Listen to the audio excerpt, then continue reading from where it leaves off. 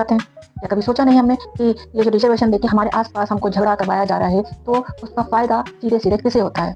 हम कभी नहीं पूछते कि जो पेट्रोल 40-45 रुपए लीटर मिल जाना चाहिए, वो 150 रुपए लीटर हमें क्यों मिल रहा है? हम कभी भी नहीं पूछते कि जब हम गाड़ी खरीदते हैं तो वहाँ पर सारे टैक्सेस दे देते हैं, रोड पर गाड़ी को लाने के पहले हम रोड टैक्स दे देते हैं, हम इंश्योरेंस करवाते हैं, उसके बाद हम टोल टैक्स क्यों देते?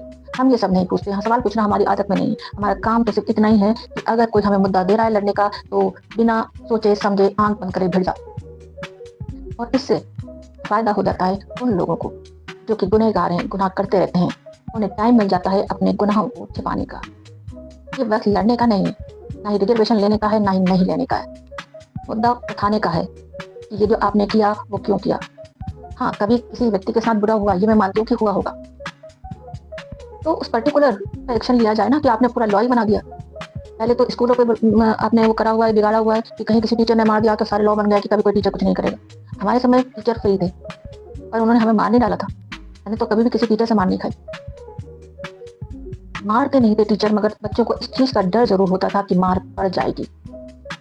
आजकल ये डर नहीं है, है ना? बच्चे को पढ़ना पड़ता था कि वो फेल हो जाएगा। आज ये भी डर नहीं है, क्योंकि वो पास करा जाएगा, करता चले जाएँगे हम उसको पास, क्योंकि उन्हें एक सोच खड़ी करनी है बेरोज़गारों की। अब आप कहेंगे कि इससे तो उनका ही नुकसान होने वाला है, लोग उनसे ही नौकरी की बात करेंगे। हाँ, बात करेंगे, लेकिन वो नौकरी नहीं दे रहे हैं आपको। ये मुद्दा है, मुद्दा बना रहे हैं कि बेरोज़गार हैं, नौकरी दो। जब इलेक्शन होंगे तो ये बेरोज़गारी का मुद्दा आप जब से आज़ाद हुए तब से लेके अभी तक तो बन ही रहा है, हम बेरोज़गार ही हैं। क्यों? क्योंकि हमें सिर्फ़ सरकारी नौकरी चाहिए। क्यों चाहिए? क्योंकि हमें इतनी योग्यता नहीं है कि हम प्राइवेटली अपना कोई काम कर सकें।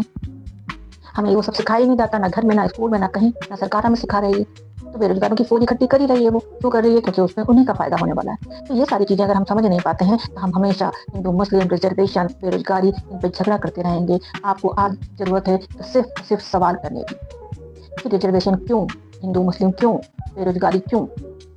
क्यों नहीं स्कूलों में ऐसी एजुकेशन दी जाती जिससे कि जब बच्चा बाहर निकले तो वो अपना काम चूज़ कर पाए। आज कुछ ही ऑप्शन है, इंजीनियर बन जाओ, डॉक्टर बन जाओ, कलेक्टर बन जाओ, एक नया आ गया एमबीए कर लो। यही ऑप्शन है हमारे पास बस।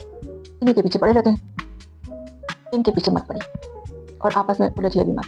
गवर्नमेंट से सवाल करिए और उस सवाल का जवाब आप ही को ही देना है। जब नेक्स्ट इलेक्शन हो तो आप बताइए कि जो सवाल आपने किए उनके जवाब आपको नहीं मिले, तो अब आप उनको जवाब दे रहे हैं। हम ये भी नहीं करते हैं, हम तो आँख बंद करके अंधी भक्ति एक पार्टी के पीछे पड़ जाते हैं। पार्टी के पीछे मत पड़िए, व्यक्ति के पीछे पड़िए। जो भी लीडर आपके आईडी से खड़ा हो रहा है, तो वो क्या काम कर रहा है, काम करने के लायक है, तभी आप उसे वोट करें, चाहे वो किसी भी पार्टी को बिलॉन्ग करता हो।